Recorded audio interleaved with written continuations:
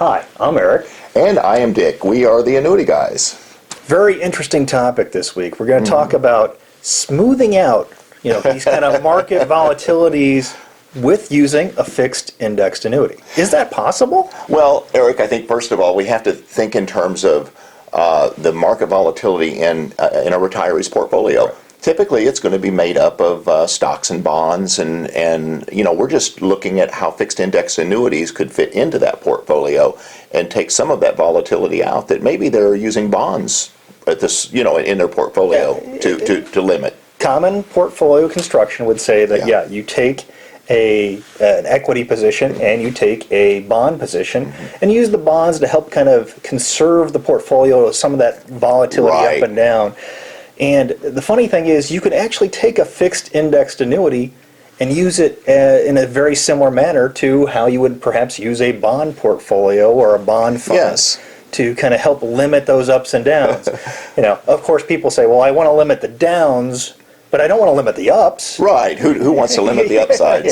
But in any type of fixed index annuity, as we've talked on other videos and that type of thing, is going to have some limiting factor in it that's going to limit. But when you really stop and look at the interest that fixed indexed annuities earn, it's very similar to a lot of bond allocations.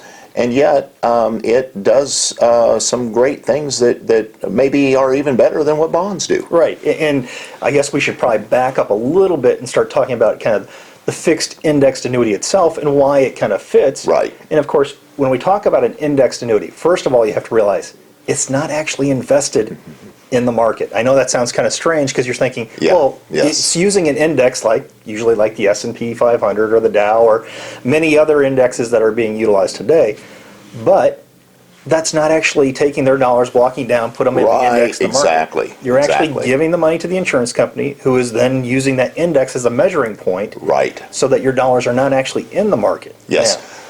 So you're earning interest with a fixed indexed annuity, but you are using that market index as a benchmark to determine how much interest that insurance company is going to pay you.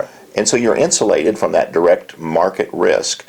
And I think that we need to talk a little bit about what happens in just a stock portfolio in terms of average returns. Oh, well, and that's what I always like this example, and I've seen it a lot recently where, let me give you the idea. So the first year, the market participated, the portfolio is up 10%.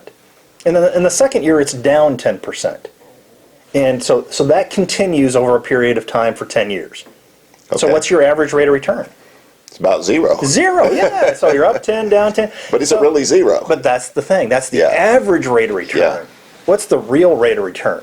It's lower. It's would you be shocked to learn it's like negative 4.9%? Well, I'm not shocked, but I think you would be, in a lot of circumstances, so that you'd never looked at it before. Well, and that's exactly it. So we've talked about sequence of returns risk for retirees a lot, and kind of things that we've talked about. Yes. And that's where that negative aspect of a return in any given year has a significant impact in the portfolio on the real rate of return for anybody. Yes. So if you can eliminate the negatives, which you do with a fixed indexed annuity. You can.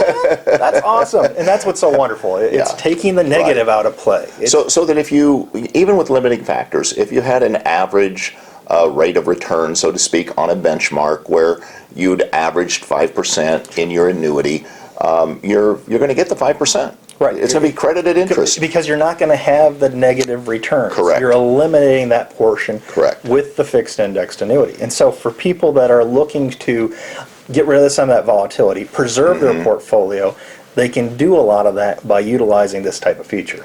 And Eric, there's a lot of different fixed indexed annuities, and there's so many.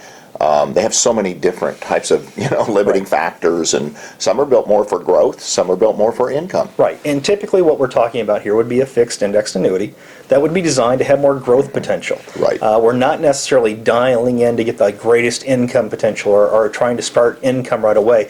It's really looking at something that's going to have the ability to be a conservative growth vehicle. Yes. We're not expecting equity type returns. We're expecting something that's going to be a little bit more limiting on the upside, but eliminating the downside below the zero. Exactly. So, Eric, if we start talking about, how we're going to smooth out market volatility, what we're really talking about is market volatility in a portfolio and how to get the right balance. Right. It's all about allocation, planning, and making sure you're using the right pieces to get what you want. I agree, Eric.